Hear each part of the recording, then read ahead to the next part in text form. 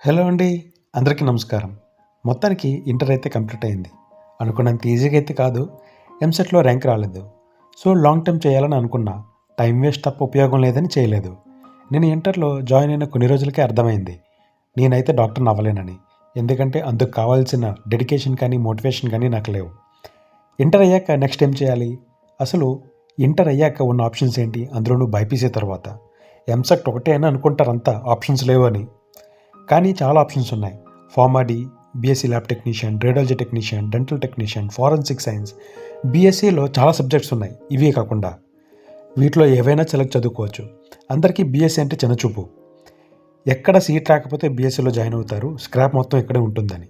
కానీ ఒక విషయం, 10 ఇయర్స్ తర్వాత నాలా బీఎస్సీ చదివిన నా ఫ్రెండ్స్ కొంతమంది పీహెచ్డీ కంప్లీట్ చేసి పోస్ట్ డాక్టరల్ ఫెలోషిప్ చేస్తున్నారు.